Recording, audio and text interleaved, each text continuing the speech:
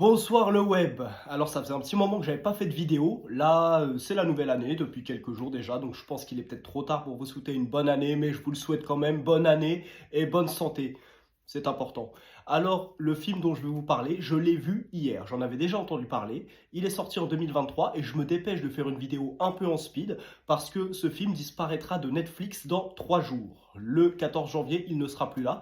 Ce film, c'est Crazy Bear. Crazy Bear, un ours fou. Le titre anglais, c'est Cocaine Bear. Ours à la cocaïne, c'est ça qu'on pourrait dire, le traduire littéralement en français. Alors ce film, réalisé par Elizabeth Banks, c'est une actrice qu'on a pu voir dans Horribilis, elle a joué la femme de George Bush dans le film d'Oliver Stone W, et dans beaucoup d'autres films, 40 ans toujours puceau, beaucoup de films. Et là, elle s'essaye à la réalisation. Dans les rôles principaux, on peut retrouver entre autres Oshie Jackson, le fils d'Ice Cube, qui lui ressemble vraiment beaucoup et qui joue plutôt pas mal.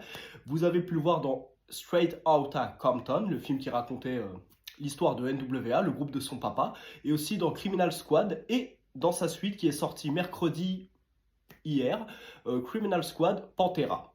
Et surtout dans ce film, on retrouve, c'est un film posthume pour lui, on retrouve Ray Liotta. Ray Liotta évidemment qui était le héros des Affranchis qu'on avait pu voir dans Copland et dans Narc. Dans Narc, je ferai une vidéo sur Narc parce que c'était le meilleur rôle de Ray Liotta. Ça fait toujours plaisir de voir Ray Liotta, malheureusement parti trop tôt en 2022, quasiment un an avant la sortie de Crazy Bear.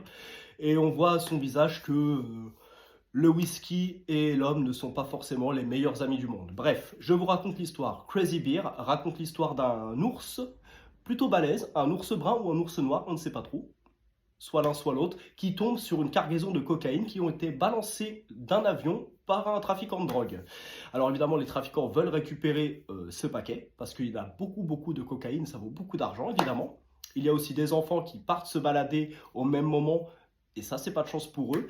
Et aussi des policiers qui cherchent après ces trafiquants de drogue venus récupérer leur butin. Et surtout, au milieu, il y a un ours et ces oursons qui, eux, ont commencé à dévorer, à prendre la cocaïne, ce qui les rend extrêmement violents.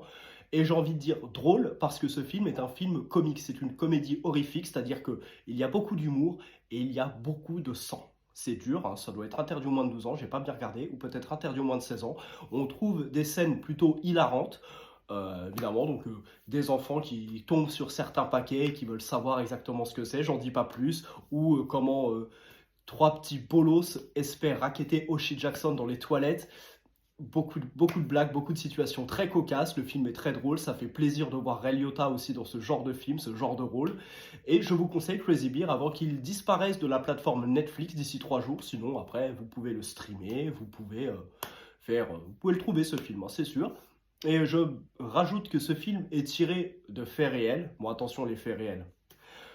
Vrai, en 85, des trafiquants avaient balancé de la coke depuis un avion sur le sol des États-Unis d'Amérique dans une forêt et un ours avait ingéré la cocaïne.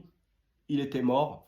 Fin de l'histoire. C'est ça le fameux basé de faits réels, hein. C'est pas toute l'histoire. Quand vous pensez que le film est basé de faits réels, non, c'est pas tout. Parce que j'ai connu quelqu'un qui pensait que ce film-là, le film entier, était tiré de faits réels.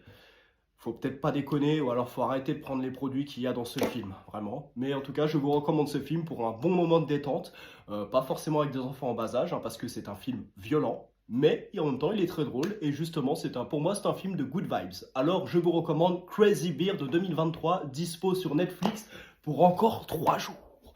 Bonne soirée le web!